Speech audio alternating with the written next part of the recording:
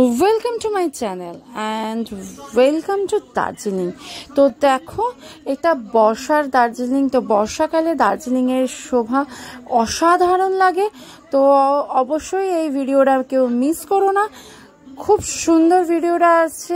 বর্ষার সময় দার্জিলিংটা কীরকম হয়, সেখানকার পরিবেশ কীরকম হয়। তো চলো পুরো ভিডিওটা দেখতে থাকো। এখন দিনের বেলা মেলে বেশ সুন্দর, কত ভিড় হয়েছে, আর পুরো দেখো কুয়াশা ভর্তি। এখানে প্রচুর লোক রয়েছে এখন। তো বেশ ভালো লাগছে এখানে। চলো আমরা এদিকে দেখি, এখানে দার্জিলিং এর ভিউ পয়েন্ট রয়েছে, তো সেইখানের দিকে যাই। সেদিকে মহাকাল মন্দিরও রয়েছে, তো আমরা এখন দেখি সেদিকটাই যাচ্ছি আস্তে আস্তে। তো বেশ ঠান্ডা ঠান্ডা দেখো, এখানে বুঝতে পারছো কিনা জানি না ক্যামেরাতে, বেশ মনে হচ্ছে যে পুরো মেঘগুলো একদম যাওয়া আসা করছে। খুব সুন্দর লাগছে দেখতে। তো চলো দেখতে থাকি। এই যে জায়গাটা দেখছো, এই জায়গাটাতে দুর্গাপুজোর সময় দুর্গাপুজো হয়। আর এই যে সামনে এই জায়গাটা, এইখানটাতে পুজোর সময়তে, দুর্গাপুজো যে সময় হয় সেই সময়তে এখানটাতে ফাংশন হয়।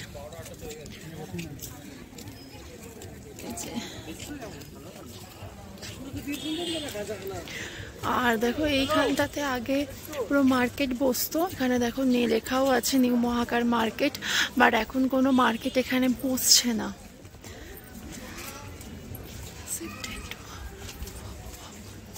ও, এটা শিফটেড টু ভানু ভবন। এটা ভানু ভবনে পুরো মার্কেটটা শিফট হয়ে গেছে। আগে না হলে এইখানেতে সমস্ত মার্কেটটা ছিল, এখন এটা ভানু ভবনে মার্কেটটা শিফট হয়ে গেছে।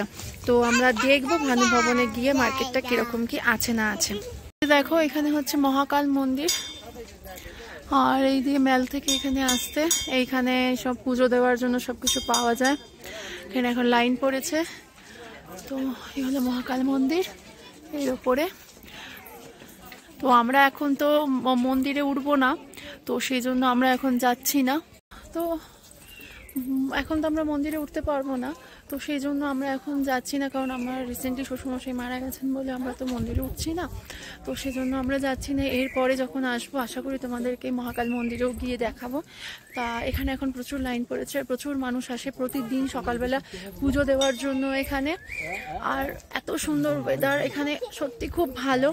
তো আমি তো বলবো যে অবশ্যই এই মানে বর্ষার সময়তেও তোমরা পাহাড়ে অবশ্যই এসো। অনেকে ভাবে যে হয়তো বর্ষাতে পাহাড়ে আসে না, কিন্তু সত্যি খুব সুন্দর, মানে একটা বিউটিটা খুব ভালো লাগছে দেখতে। আর কি সুন্দর মেঘ, মনে হচ্ছে না সেই আস্তে আস্তে করে এগিয়ে যাচ্ছি, মেঘের মধ্যে ঢুকে যাচ্ছি। সত্যি খুব সুন্দর, মানে এই ফিলিংসটা একটা আলাদা ফিলিংস। তবে হ্যাঁ, পাহাড় ভালোভাবে দেখতে পারবে না বা কাঞ্চনজঙ্ঘা দেখতে পারবে না, সানরাইজটাও ঠিকঠাক দেখা যাবে না, কারণ এখন পুরোটাই কুয়াশা, যেহেতু এরকমভাবে মেঘের মধ্যে রয়েছে। তো ওয়েদার ক্লিয়ার না থাকলে তো এগুলো দেখা যাবে না, কিন্তু বাকি যে জিনিসগুলো সেগুলো খুব সুন্দর লাগছে দেখতে। আর বেশ ভালো, মানে কি বলবেন, ভাষায় প্রকাশ করতে পারছি না, বেশ ভালো। তবে একটা করে ছাতা অবশ্যই নিয়ে আসবে, কারণ যখন তখন এখানে, আর এখানে বৃষ্টিটা হচ্ছে পুরো সেই ঝোড়ো বৃষ্টি বলে সেই রকম না, গায়ে লাগছে ঠিক মতো না কিছু, কিন্তু বৃষ্টিটা বেশ ভালো। তো চলো আস্তে আস্তে যাচ্ছি আমরা এখন ভিউ পয়েন্টের দিকে। ওইখানেও কিছু হোটেল আছে, তবে এটা সন্ধেবেলাতে এই রাস্তাটা একদম ফাঁকা হয়ে যান। আগে যেরকম এইখানটাতে সমস্ত মার্কেট বসতো, কিন্তু এখন আর মার্কেট বসছে না, এখন অন্য জায়গায় মার্কেট বসছে। তো এইখানটা এখন পুরোটাই ফাঁকা হয়ে গেছে। তো আমরা ভেবেছিলাম যে এইদিকেই হোটেল দেখে নিচে, এইখানে নিচে হোটেল নেব, কিন্তু আমরা নিইনি, ভাগ্যিস নিইনি, নাহলে এইখানটা পুরো ফাঁকা হয়ে যেত আর সন্ধেবেলা আমাদের যাতায়াতের পক্ষে খুবই কষ্ট হতো। তো যাই হোক, হ্যাঁ দেখি ভিউ পয়েন্টের ওখানে যাই, গিয়ে তোমাদেরকে আবার দেখাচ্ছি।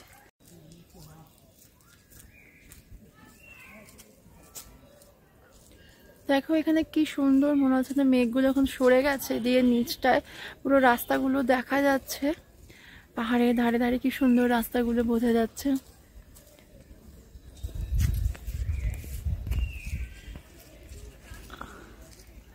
দেখো পুরো রাস্তাগুলো খুব সুন্দর লাগছে দেখতে, অসাধারণ বিউটি। এটার একটা আলাদা ব্যাপার আছে।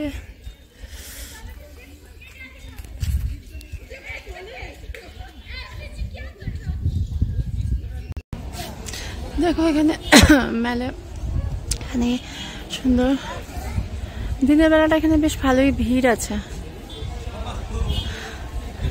আর পুরো এখানে দেখো কি সুন্দর মেঘগুলো আসছে, কুয়াশার মতো পুরো মেঘগুলো দেখো কি সুন্দর আসছে। ক্যামেরায় হয়তো বোঝা যাচ্ছে না ঠিক মতো।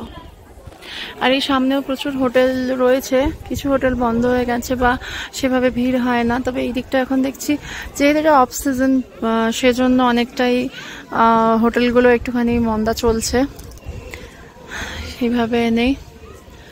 আর এইখানে দেখো এইখানটাতেই দুর্গাপুজো হয় বলেছিলাম, যে মাম্মা এখন পোজ দিয়ে এখানে ছবি তুলছে। সব বাচ্চারাও এখানে এরকম ভাবে ছবি তুলছে, এখানে সুন্দর পোজ দিয়ে দিয়ে।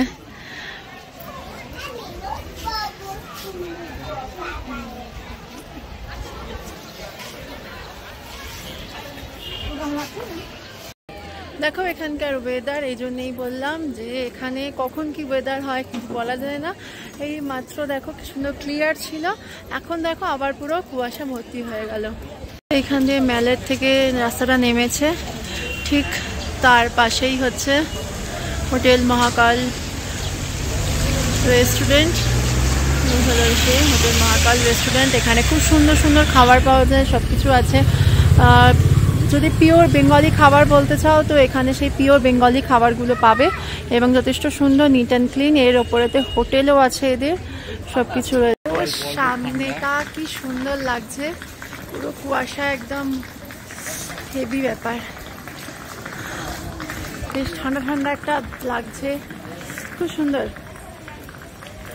তবে এই রকম সময় আসলে এই ওয়েদারটা দেখতে পারবে, বেশ ভালো ফিল করতে পারবে।